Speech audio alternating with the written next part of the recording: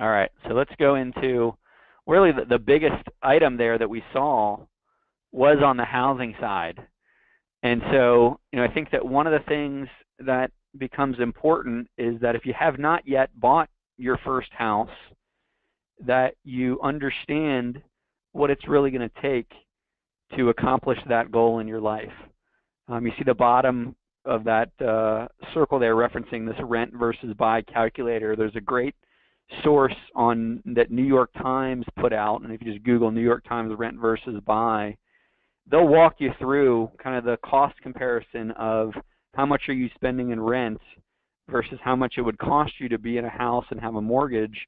But it's also going to really take into account a lot of the other aspects that I think are very important to consider, and that is not just the down payment and the closing costs that it takes to get into a house, but all the other costs that come with owning your own home. So, again, making sure that you've got enough money in reserve, so if the roof goes out or the furnace goes out and you've got some pretty big expenses, that you can cover those, because you can't just call the landlord anymore at that point.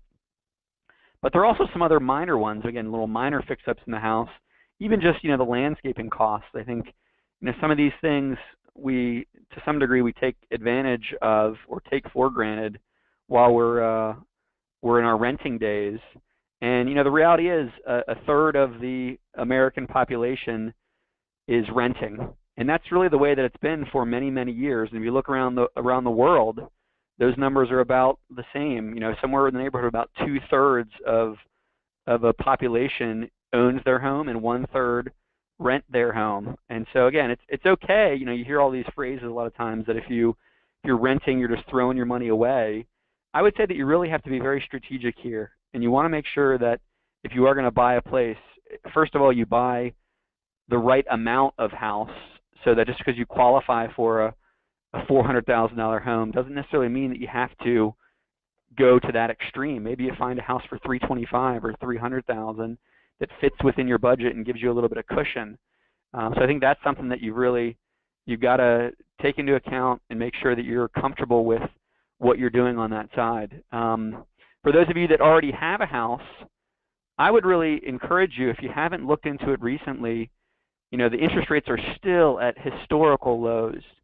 And so if you've got an interest rate on your mortgage that is, north of 5%, or if it's a variable rate mortgage and not a fixed rate mortgage, I would really take a second look, or a first look if you haven't, at what are the options, what's it going to cost me to refinance. You hear a lot of these times that these no cost, these free refinances. There's always a cost, so be aware of that. But I would say look into it now, because I think that 5 years from now, many people are going to be looking backwards in time, and they're going to say, man, I wish I would have refinanced and locked that loan in at 4.5 or 4.